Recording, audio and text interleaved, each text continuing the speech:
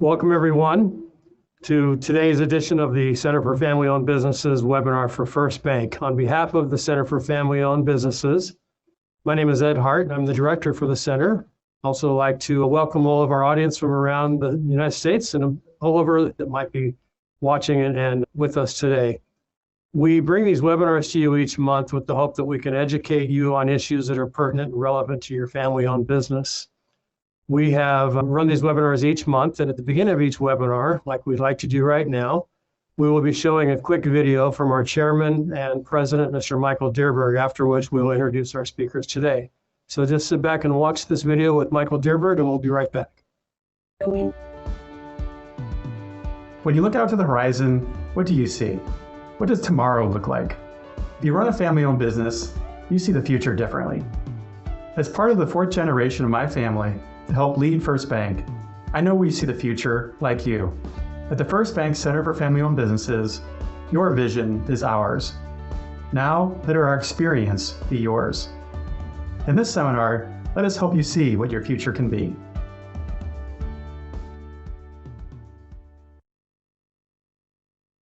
We are hosting today's webinar from our new studios here at Irvine, California at Hitch Radio, where we will be hosting all of our webinars moving forward. We'd like to thank Brian Colbert and his team for bringing these webinars to you. Over the past several months, and actually since the pandemic began, we've had a lot of conversations with family-owned businesses about issues that are relevant to them. And it seems like the issue that comes up more than anything else has been the topic of culture. Culture is slightly different, as we've talked about in the past, as we've gone through the pandemic and lots of different changes in our companies with transitions in the way we work and where we work and so forth. So our vision over the last few months has been to have this conversation on culture with you. We have had Donna Brighton, who is with us again today, and Dr. Allie Taylor talk with us over the last couple of months about how we can, first of all, the topic of what culture is and how culture and looking at our culture can help us as an organization. We are having that conversation again today. Donna talked at first about really helping us define what culture is, what it means to enhance our culture, and then we took a deeper dive with Allie, talking about how family dynamics and our history and our past can really have an impact on the way we do business now. We thought we would bring this all together now and have a conversation with Donna and Allie to talk further about how, as an organization and how family businesses, using the experiences that have impacted us in the past and what we're going through now moving forward as an organization, how we need to really just look at our culture through the lens of these changes that we're going through. I'd like to bring in Dr. Allie Taylor with Orange Kiwi Consulting in Orange County, California, and Donna Brighton from Brighton Leadership in Scottsdale, Arizona, to lead us on this conversation. If you'd like to make contact with Allie or Donna after the webinar today, we will have their contact information for you. You can also find it on our website at www.first.bank/family-business.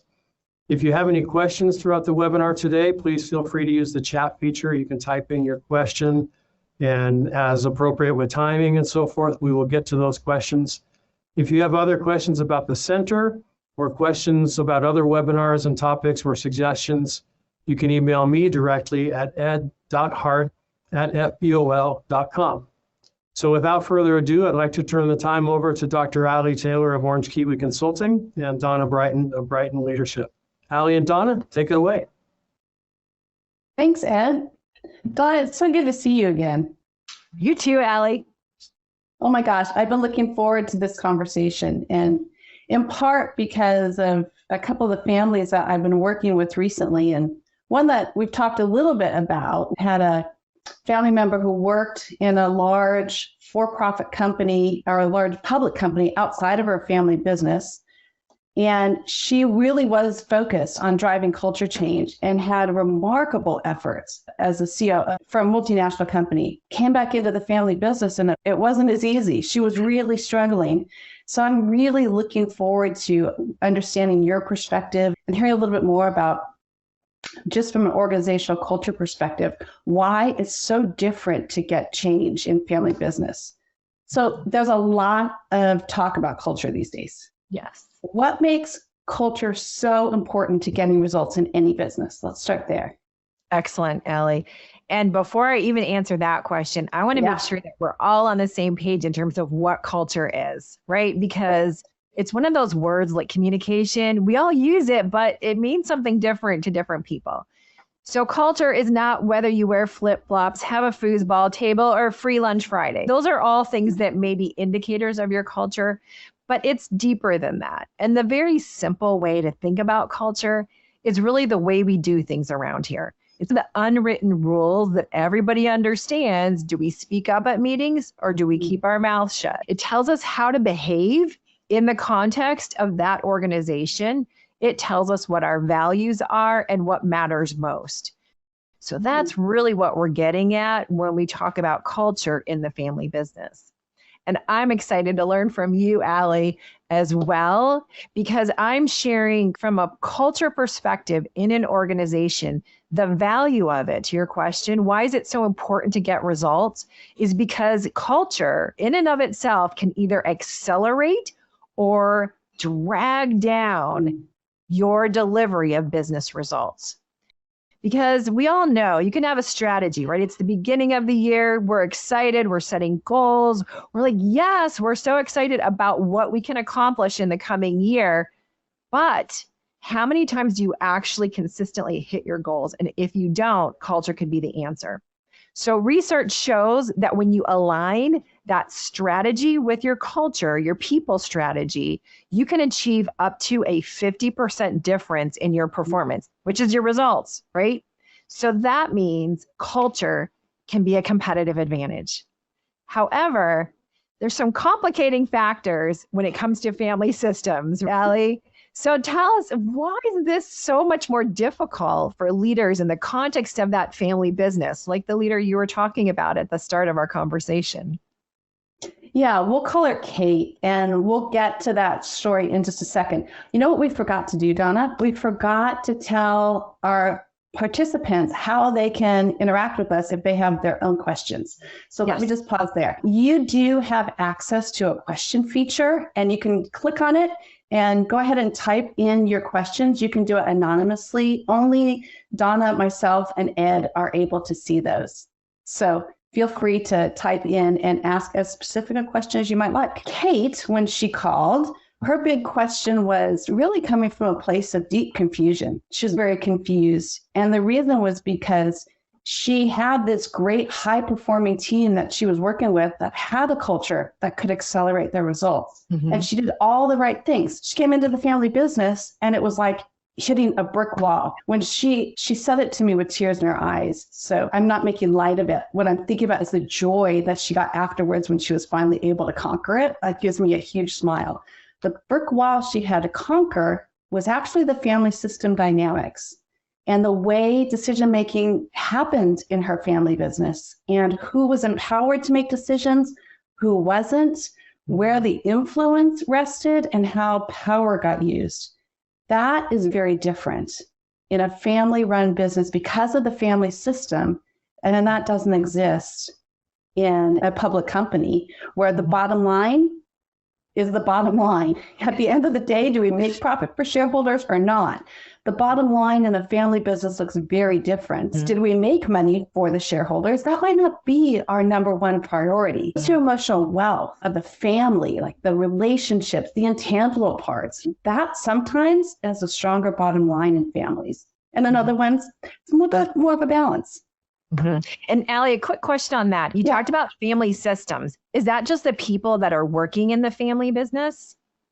That's a good question. No. So whether the shareholders or not, if they have any influence over what happens in the family business. So sometimes family businesses have a set of rules. They have a family chart that outlines who gets to work in the business and who doesn't, who gets to sit on the board and who doesn't, how decisions are made or not. Sometimes they'll say spouses who are non-lineal descendants of the family or not blood relations or adopted, that they can't work in the family. And the mistake is to think because we put that barrier in place, they don't have influence. Yeah. A lot of times, right, that spouse still has influence. And if we don't account for it, we can get things stuck. And interestingly, that's part of what was happening for Kate. So Donna, when you think about the thought that came to my mind, actually I've got three now running through my mind, but the thought that really connects is, what makes it more difficult in your experience with culture change for leaders when they're new in a business or they haven't really led transformation in the past? What's the challenge for them? The older an organization is, it feels like the more set in the culture is. I've worked with organizations that were like a carve out, meaning it was a piece of an organization that got pulled and created. And that was like brand new. So they were inventing the culture and the people brought some thinking with them. It was pretty flexible in terms of a cultural system. For new leaders, like in the example with Kate, coming into that family system and not being clear on exactly what the culture is, it's easy to make a lot of assumptions based on observation, right? But without truly paying attention to culture, which is a level deeper than what you can just see, and understanding the beliefs and values that people within the organization have that cause them to behave in certain ways, if you don't have an understanding of that, you can make a lot of misinformed or have assumptions that are completely incorrect because you don't have that data. So in leading change, another challenge I've seen with leaders is they think it's somebody else's job, right? I'll just appoint a person in charge of this, right? I'll hire a consultant. I'll tell my HR leader it's their job. They need to fix this. And the reality is that leaders are part of creating the change, right? So we call that sponsorship in the world of change management, or it's just being a great leader, right? And as a leader, if you are not participating, if you're not involved, if you're not role modeling, if you're not communicating, if you're not engaging everybody, like all of those things are absolutely essential as a leader. And it's really easy to think, I'm super busy driving this business. We need to get sales up. We need to grow. All these things that are important. Oh my gosh, the economy, I need to handle that. But that does not take away your responsibility in leading change as the head of that organization. That's really good. And the interesting piece of that from a family perspective is sometimes when we're doing a generational succession, right? And the generation that is currently leading the business, wanting to pass it to the next generation, they've got the success being and doing in ways that they always have. And they don't really intend to change. They intend for the next generation to change, right? So they say, okay, you come in, you want to do the culture thing, go ahead. But the power still rests with the now generation. And we wonder why we can't get the transformation when they're both in the business. So the point that you drive home is that both generations have to be aligned and willing to change their own behavior. Correct. Because everybody in the organization is looking to them, right? So say if we're going from G3 to G4 and making that transition, and like you just said, and G3 is saying, all right, G4, you show up and you be different and you do what you're supposed to, but we're going to keep behaving like we always have been behaving. The organization is wired to pay attention to those leaders from the G3, and it's going to undermine G4 and prevent that change from occurring. So Allie, just thinking about that in creating culture change, what's something that leaders need to do to ensure the success of their culture? In a family business, I think you hit the nail on the head. The generations can't point the finger at each other. They have to both be aligned, right? And they have to both value the change that they say they want authentically. It can't be, yes, we commit, but then go do something else. It's got to be, yes, we commit, and we'll go through the self-reflection. We'll go through looking at it, what it's going to mean for me and how my identity is going to be challenged and how the way I used to feel a sense of significance or used to operate is going to be much harder because I have to do it differently. And then looking to both generations to accept that they're both going to have to change.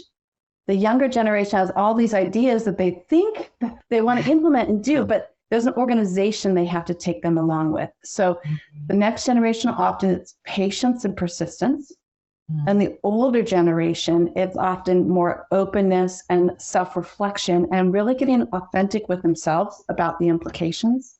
And the other piece of it, I think that is sometimes subtler, is when the next gen, out of respect and admiration and honor of the current generation that's leading them and ancestors who may not even be alive anymore, that legacy and their desire to honor it, sometimes they engage in behaviors that actually sabotage the transition because they won't be honest with the now generation and say, we want you to have significance and we love you and care for you and there's place and value to you being here, but we can't accept these behaviors. We really need you to help us by changing these. And they won't have that hard conversation. It's like rats on the wheel going nowhere. They keep trying to get change, but they won't make the real change that they need to make. Yeah. And Allie, I heard something really important in there. You talked about even in a generation of leaders that's transitioning to the next generation, they need to be willing to change. And I feel like that's one of the hardest things as a leader. Like there was a really funny cartoon. It was like, you change, right? Like you change, you change. And as a leader, if the leader does not change, and even if you're retiring, which that's a big change for the leaders who are transitioning out of a business. So that's a whole other conversation. But for them to transition leadership well, it's not just here you go, here's the keys. Like you're driving a new car and I'm handing you the keys. It's not that easy, right? No.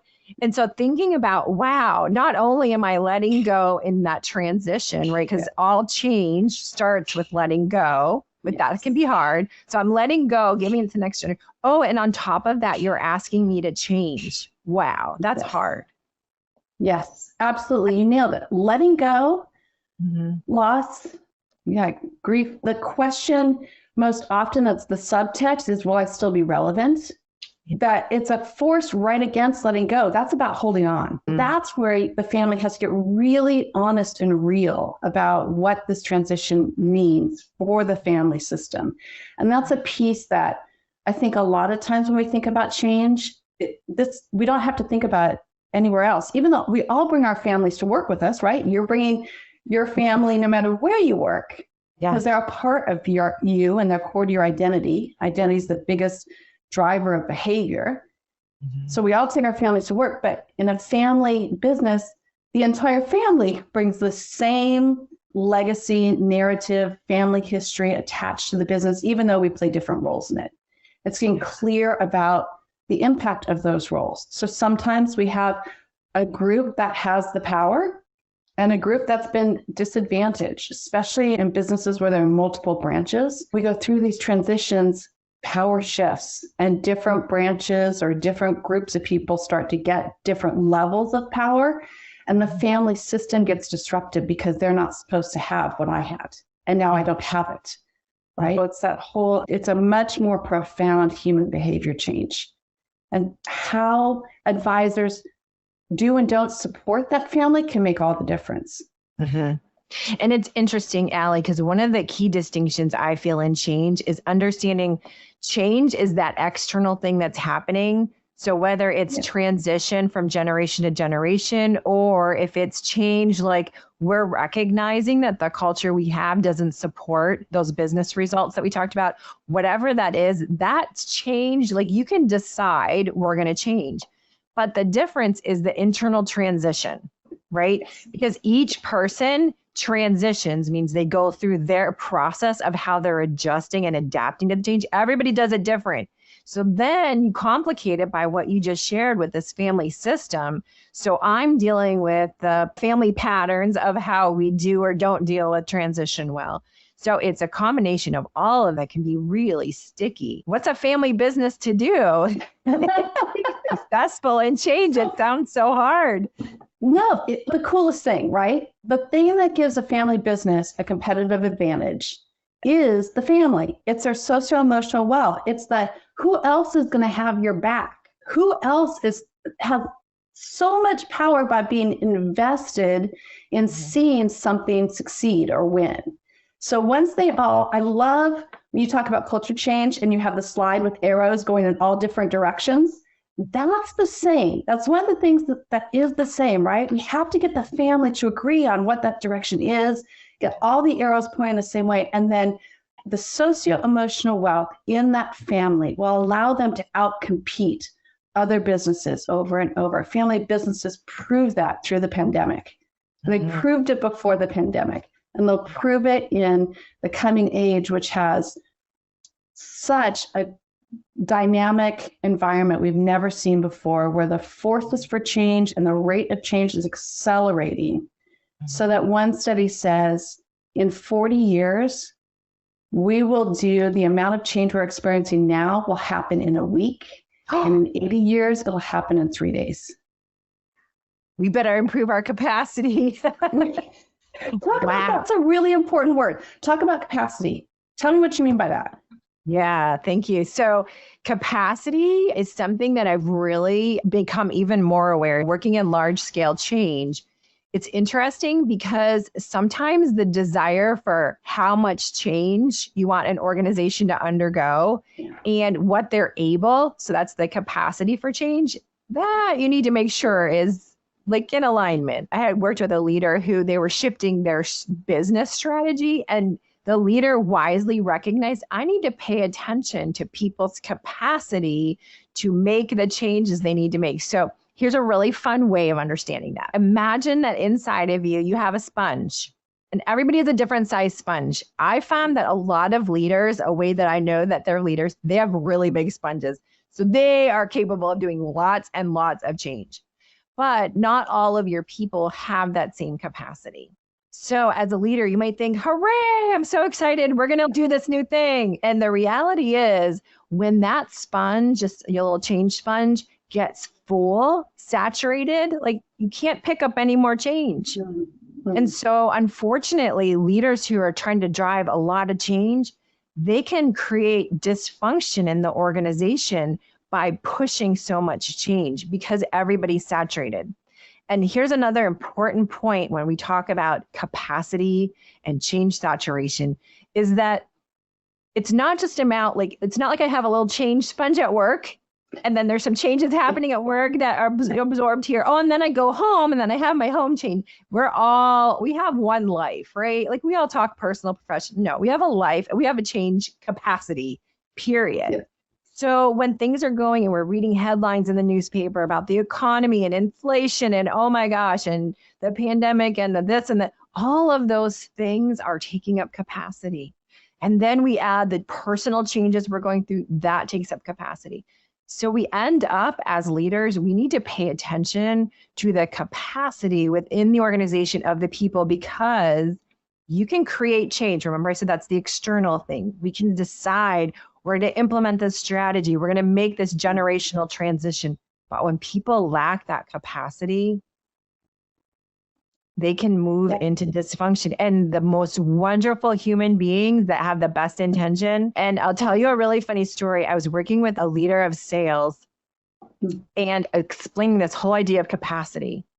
And he said, thank you, because he was really worried that he was starting to suffer early stage dementia or Alzheimer's because there was so much change happening for him. He personally was experiencing that overwhelm of so much change.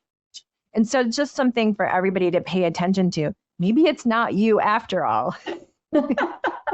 Maybe you're not the one who's going crazy or has dementia. Sometimes it can really feel that way though, right? When you're in the middle of all that change and people around you adapting and getting on board and you desperately want to, but no matter what you do, you just can't get there. So I think in those moments, it's being okay, helping that person be okay to step back and really figure out what is your body telling you?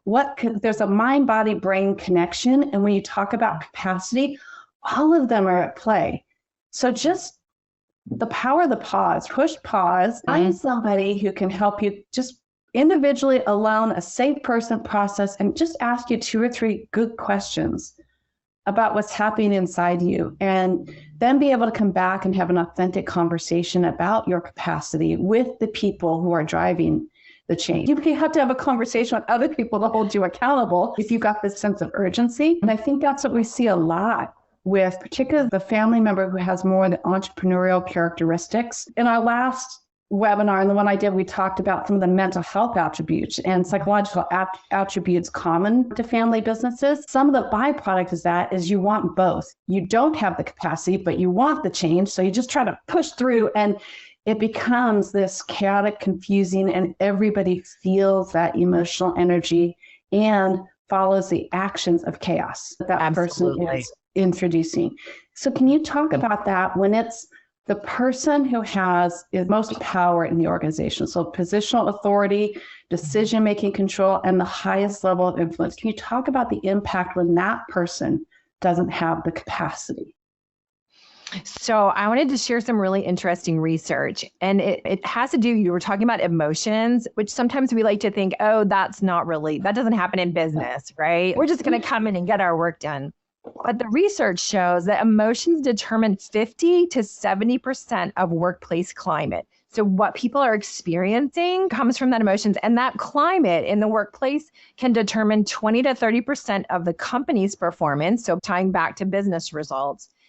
And then you asked about change. So how you feel about change, right? Because for any of us, we're going through multiple changes at one time. It's not, okay, I'm done with this change and then I move on to the next one. And then the statistics you shared, Allie, holy cow, what, this much change in this compressed time. But how we feel about those changes impact our business results. Yeah. And how we manage our emotions because emotions are part of that capacity, right? How we manage those emotions as a leader impacts those around us as they approach change. So for all of you leaders, the question is, how are you feeling about the changes going on? And how are you feeling leads to what are people catching from you? And that catching piece is super important. Sorry, I didn't mean to cut you off. No, but that's where culture comes from, right? Yes. We are both on the same track. Yeah. That's where culture comes from, right? Because people learn, like you might say, I'm an open door policy, come talk to me anytime. But you ask about that leader who is over capacity and they don't have the resilience and the change capacity to deal with anything else. And so that then their attitude towards the change sours. Guess what? Everybody else picks up on that. And so they can't, how can they have a successful change? And that's what's so interesting. It's almost like a leader decides, I'm going to make this change no matter what. But what they don't understand is when you implement change, right? I'll just use that word, you install it, right? Like you think like it's a system and it's just going to work.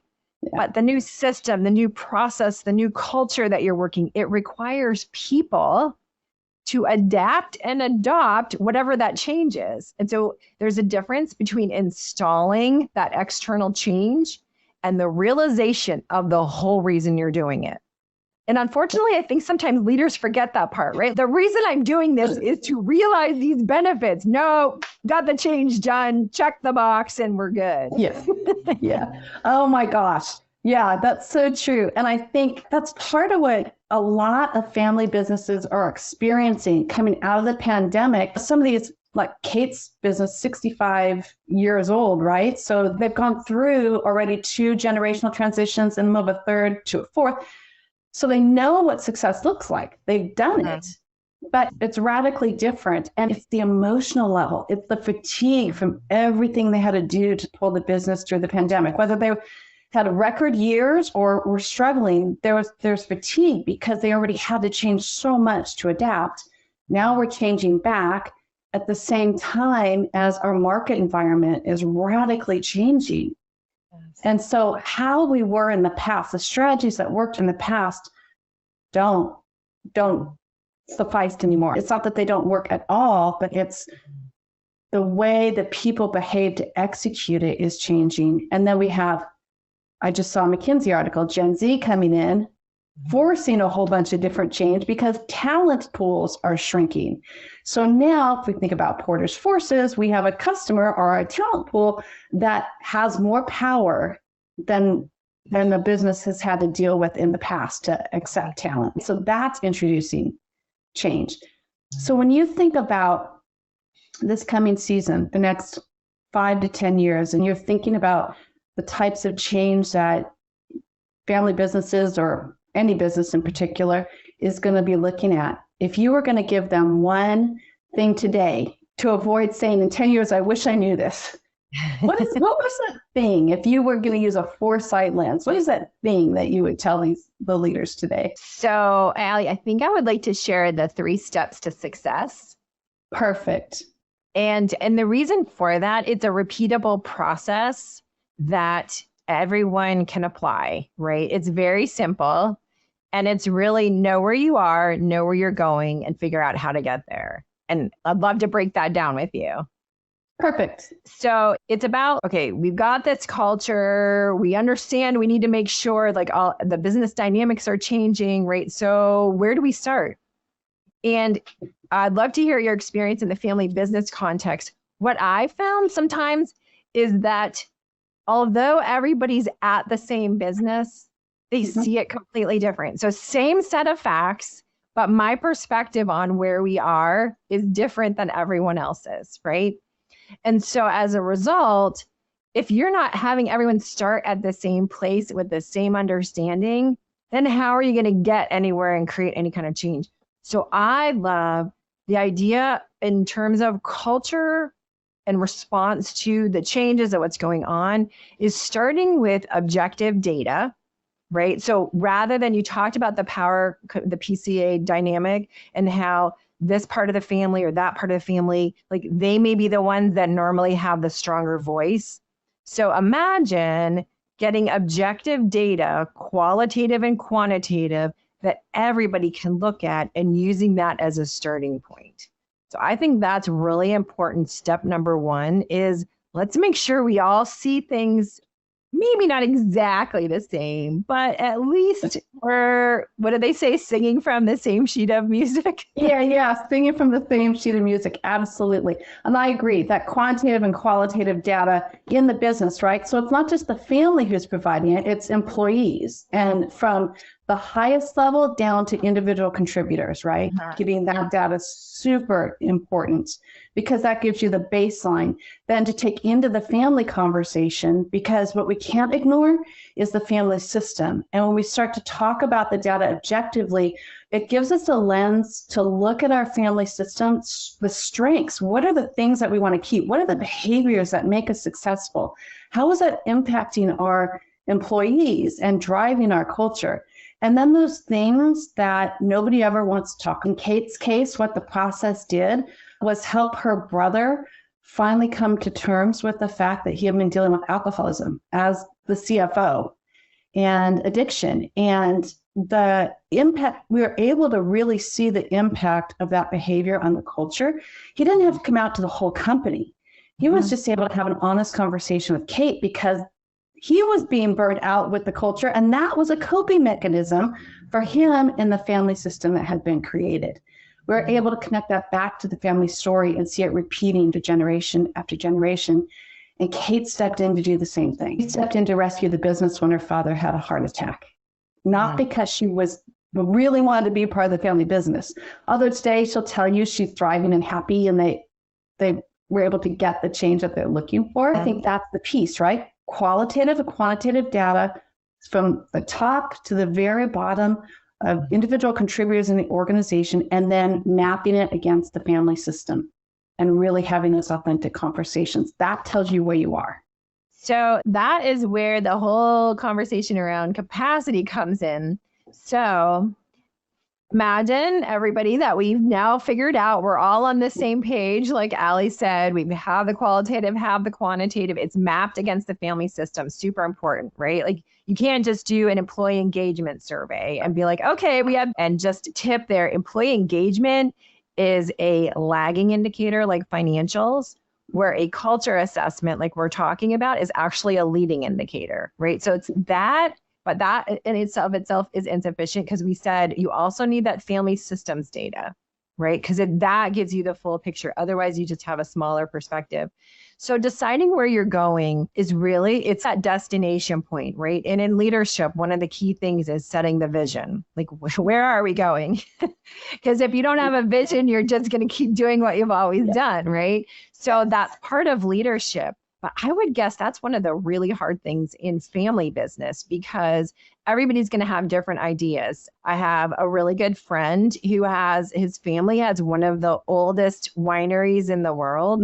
And as the business came through the generations, he ended up with a whole group of relatives, cousins, extended family, and so on. But they didn't want part of their vision for what should happen. It was totally different. Right. And so that's this step number 2, where are you going and how do we get everybody agree? Because otherwise those family dynamics are just going to pull at where you're going and confuse the organization. That deciding where you're going to go, number 1, is like that whole conversation around strategy. And another piece of that, we talked about capacity for change, right? And you can come up with an amazing strategy, but if your culture isn't supporting that strategy and people don't have the capacity, like we're overwhelmed and exhausted, that's why I think well-being has become such an important topic, is because of that overwhelm from change saturation, lack of capacity.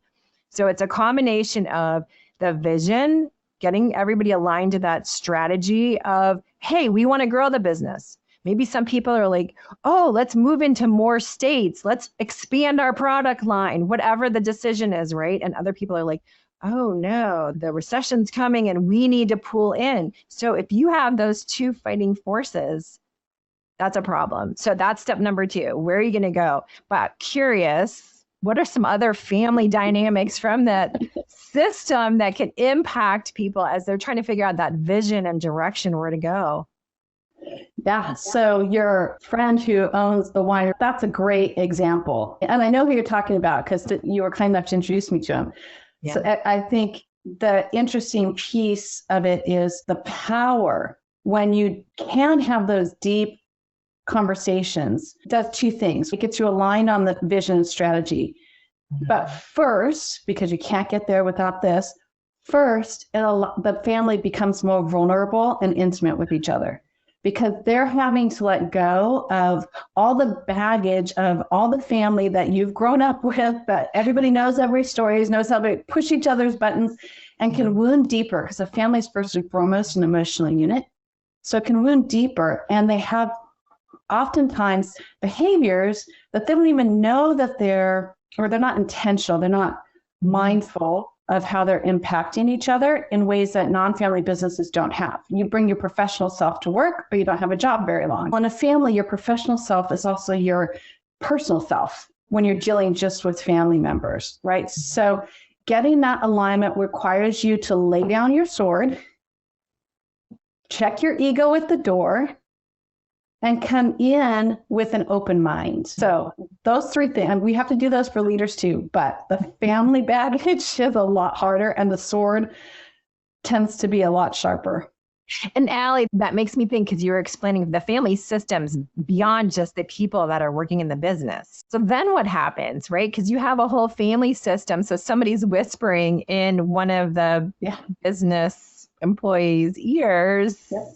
Then what happens? Then what happens is you end up investing a whole lot of time, effort, and energy that doesn't return results. And this whole thing is, how do we align our culture to accelerate results? Yes. And so I don't know if this is totally fair. So it could be a hasty generalization declaring that. Most often, it's a lack of authentic commitment. It's surface commitment. Everybody is saying, so they're pointing the fingers different ways. And even when they really want to, it's changing behavior in a family is really hard. It's much more difficult than if I have a job that I go to. When I had to discipline my son in our other business as an employee, I can't discipline him like I'm his mom. It takes more energy and effort for me to put on and take off these different hats. So to your point, getting that alignment and making sure that everybody's committed to the same plan cannot be rushed. And that's really important, right? Because I sometimes hear people talking about, oh, we're going to do a strategy weekend, right? We're all going to go away and magically sing Kumbaya and bam, we've got our strategy. And what you're saying is, even before we figure out where we're going, we need to work on all of those systems, right? And make sure that it supports whatever we decide on together. Because unfortunately, the end of the story that I was sharing about my friend's winery is that they sold the majority of it, right? Fortunately, he held on to my favorite brand, but but he had a vision, right, to keep going and growing, and the rest of the family wasn't bought in, and it split the business. And that breaks my heart because of all the things you shared, right? As a family business, like this can be one of the most powerful, strong, competitive forces. And that's what we want to see for family business.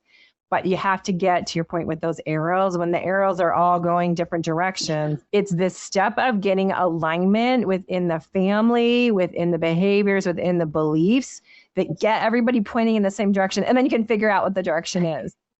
Agreed. And you know what? I just made like the classic family business mistake. And I'm so glad I wasn't doing this. I called it discipline. No, a parent disciplines a child, but in your business, you coach staff. Even family employees, when I'm going to have a conversation with someone, it's a coaching conversation. It's a completely different one, and I use the same word. Just that subtle thing has an impact on culture. And that's where the mindfulness comes in. Wow, that's a really powerful example, Allie, because you're right. It drives everything, right? And nobody wants to hear in the workplace, we're going to have a disciplinary conversation. No kid really wants it either. It's a different story at home. Yes. And to your point, it brings in all the drama, but you had a question. No, yeah, it does bring in all the drama. You're right when you do it that way. Okay, we know where we are. Yes. We've done all the hard work. We're really leaning into all of our family's assets, our family socio-emotional wealth, all of our time, money, effort, our brain power, bring it all to the table. The arrows are pointing in the same direction. What's next? So then we get to make a plan, right? Tell me about that. So the opportunity is really where you are, where you're going, and the gap between. And if I had a whiteboard behind us, I would draw. Everybody says success is not a straight line from one to the other. It's like that messy, kind of like we go all over the place. But it is better to be clear about where you're going than certain about all the steps in between. Yes. Clarity is key. That was step number 2. And then creating the plan, like who's doing what, creating accountabilities. And Allie, you had some excellent points from a family business perspective on those key things, like the governance and decision-making. I'd love to hear more about that because creating a plan in of itself is just there. But there's all the things around it, which you talk about are essential from a business standpoint to ensure that the plan gets executed and is successful. Yeah, absolutely. And it's a huge opportunity, right? To your point, once you have that clarity and everybody stacks hands, there's so much power in that, right? Then you're getting the wisdom and all the resources really working for the business to accelerate results. So what it comes down to is authentic decision-making and making sure that we all agree on how decisions are going to get made. Separating management and governance is really important. Understanding the role shareholders play, the board, the elected board in a family business. A lot of times they don't have that structure yet. When you're going to grow and really go through change, even if it's just 3 family members in the business, you really need to separate governance and operational management so that you know what decision you're making when and who needs to know and how it gets communicated. And then aligning the PACE or how the power is derived through positional authority or authority through subject matter expertise, control, how you can exercise control over self and others, and influence, how the family uses all those things and who is using them. So to your point, the family member who's not in operational management or in governance, but has relationship with employees or other family members can sometimes be the most powerful force. In one family, it was grandma, whose husband was the founder. She never worked a day in the business, but she pulled all the strings, right? Making sure that everybody's at the table and everybody's committed. And if they're not, because you can't always get everybody on board, figuring out how we're going to lovingly deal with that together. Which all of those things are essential, right? Because creating the plan okay, we're going to do these things, but then people aren't held accountable because, this cousin, they never do what they say they're going to do. And we just deal with that, right? Yeah. But all of that's what creates culture. And so generally those kinds of cultures are not delivering the business results and the level of performance that we want, but it's family. So we just go along with it. And that's why I love you called that out, is the importance of governance and roles. And I like to think, one of the fun things I like to do is think about it like I'm wearing a lot of different hats. So are you showing up as the family member? And then even in that family system, right, you might be a daughter, a cousin, like all these different roles. So you play all these different roles in the context of the family. Then in the context of the business, you might have a functional role, you might have a board role, an executive. So really understanding. And so what you said about governance, if family business owners haven't taken the time to do that work and get clear on the division of labor and who, or not labor, but decision-making, power, control, and authority roles, that's so important. So I love that you called that out. Yeah. So we are almost out of time. Rather than opening another can of worms, I want to make sure that we get to some of the questions. Are you okay with that? Yes. And I think Ed's going to come back in as well and do a wrap up for us in a little bit. So we do have a question in there, and they're asking about a program that can help them gain respect in their business from their partner, who also happens to be their spouse. So Donna, I'll let you start. Just general leadership dynamics with a partner. I'll add in the family dynamics piece. How's that? I'm thinking, Allie, it starts with family dynamics, right? Yeah. Because it's so hard. I also work with my partner and spouse, and I always like to joke, you can't performance manage your spouse. So it's how do you understand each other, right? And I don't know that there's any particular program that enables that to happen. A couple things, and I think it really starts personally, is like the how are you learning and growing? Because people always respond in terms of how you learn and grow. So how do you gain respect? We'll just say in general with a family member in a business. Say, for example, I had a job out in the world and I was a sales clerk, and then I got pulled into the family business, right? And then everybody's dismissing me because you were just a sales clerk and now you're in charge of whatever. So to me, it's around building trust and credibility comes from your capability, right? And your character and your capacity. So all of those together enable people to believe in you, but then you bring in the systems, family systems, and that can have an impact too. So I'd love to hear what you have to share, because all those patterns can be a challenge.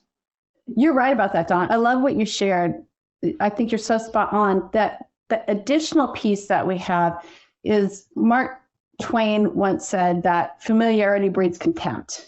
A contemporary in the UK, his name just jumped out of my mind, said, well, they don't breed contempt, but it takes the edge off of admiration. So there's no program, quick fix, silver bullet, but we're talking about culture change. So in that lens, what you can measure and name and call out objectively can help manage the emotion. The other piece of it is you have to think about personality dynamics and the health of the marital relationship. If you're struggling to get respect from your partner at work, you can be smart, capable, all these things, but what's happening in the marriage? What's happening in the relationship? How is that spilling out at work?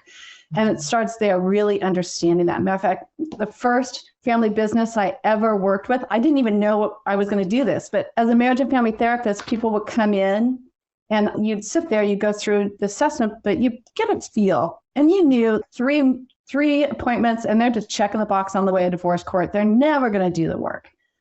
I had a couple and I put them in that box, but I always check my bias, be present, and give them the benefit of the doubt. They stayed for the whole year. At the end of that year, the husband, it was our final session, the husband said, can you do what you did for me and my wife with me and my management team? Wow. Because he said the same things he was doing to his wife, he was doing to his management team. And you know what? The rate of change on the management team was so much faster than in the marriage because we can only deal with what they bring in the room. Change can happen much more effectively when there's this external force, culture, helping to shape and address some of the behaviors. Hey, Ed. Hey, Allie, that does raise a question as you were talking. I've heard this question before in other settings, and it's come up again today. There's obviously external factors like pandemics and recessions and things of that nature that can impact an organizational culture. There's things that can happen in an industry. The newspaper industry obviously has taken a hit over the last several years because of digital media. There's organizational things that can happen, but you started to touch on it a little bit, and it led me to the question in my mind that I've heard before too, is are there, I know there's not a litmus test, there's not like a check the box and this is happening, but to either of you, are there things internally in a family that you've seen, without naming names obviously, that others might watch for? If this is happening in my family, we might be heading down a dangerous path. I know there's probably a lot, but if there's one or two things that either of you would like to address on that maybe our viewers and listeners could be maybe looking out for, or thinking, wow, if this is happening in my family, we might be on a dangerous path. Can I start? Sure. Yeah, go. Something just came to mind, and it connects back to a point I made around leadership, where the leader who says you need to change, you're the problem. So to your question, Ed, right? If there's somebody coming in being like, okay, that my family's a mess, they need to do this, they need to do that. And Allie can tell me I'm on point or not, but I would say it starts with you. Right? Are you willing to do the work? Are you willing to make the change? Are you willing to see things from new perspectives, get the roles in place, get the governance in place, do what needs to get done? Versus, I don't personally believe that anything is impossible as long as people are willing to do the work and make the change. Donna, you hit the nail on the head. As long as people are willing to do the work and make the change. The other piece of it is, do they have enough awareness? Yes. So, Ed, I think one of the signals that family businesses could look for is when, so that you can look up Google Johari window. There's parts of ourselves that we're aware of. There's parts that we're not aware of that other people are aware of. There's parts that nobody's aware of. And there's parts that we keep hidden, right? So in the family business, if we see a lot of people inadvertently hurting each other, right? They have low other awareness. They're impacting people and they don't realize how they're impacting people. We have fuses that are getting shorter and shorter, right? The tensions ratcheting up. They can start to see some of those early signs. Meetings get shorter, but tighter. Nobody's talking in the meeting. They're having all the side conversations and workarounds and triangulating outside. Triangulation is probably the number one destructor of a leadership team or of culture change. Yes. So if they start to see some of those behavior patterns, working around a family member, working around a non-family executive, not respecting people's roles, those are warning signs. Yes. Excellent. Thank you so much. We could go on and on. We are up against our time, but thank you both so much, Allie and Donna, for taking the time, not just today with us and in previous months, but your preparation and just the research that you do and the work that you do for family business. At the Center for Family-Owned Businesses at First Bank, obviously, we're all about family business. So it's just refreshing to work with two individuals like yourselves who we've worked with for a long time, who get it and who are just great resources for not only the families we serve, but other families as well. If someone wants to reach out and have a deeper conversation with either of you, Donna, I'll start with you first. What's the best way for them to contact you? And then Allie will go to you, and then I'll wrap up and talk about next month's webinar. Excellent. So anybody, I'd love to hear questions. And for those of you who would be interested, I have something called the 5 culture activators. It's something you can do to activate the culture that you have, which Allie said, hey, family culture is the reason you have a competitive advantage. So let's activate it. I'd love to share that with you. And you can get that. Email me at Donna, DNA, at Brighton Leadership. And Allie? First, I love Donna's culture activators, and I love working with her. She's a master, so I would reach out and get it for sure. We have a white paper available for you that brings together this conversation. Now that we've had this conversation, I'd like to amend a couple of things and have, There you go. but the white paper will be available on our website or by emailing me, Allie, ALIE, at OCKiwi.com. And get that white paper. It's awesome. I had a pre-read and you don't want to miss out. And all of these resources and contact information, everything is and will reside on our website, first.bank/family business. All of the webinars that we do, podcasts, research, articles, feature stories on family business. There's plenty of resources there. Next month, we ask that you'll join us February 21st from 2 to 3 p.m. Central or 12 to 1 here Pacific time. Good dear friend of mine, Meredith Elliott Powell. She's a member of the National Speakers Hall of Fame. She's just a fantastic presenter. Her topic is turning economic uncertainty into opportunity and how to gain a competitive advantage. So how do we take all these things we've been through, even this culture conversation we're having today, and turn that to our advantage? So thank you all for joining us today. We know you have a lot of choices of what to do with each hour of your day, and we greatly appreciate you choosing to spend this hour with us. And again, Dr. Allie Taylor, Donna Brighton, can't thank you enough from my heart and from the Center for Family-Owned Business at First Bank. Thank you for joining us, and we wish you all just a wonderful week. Thank you. Thanks, Ed. Bye-bye. Thank you.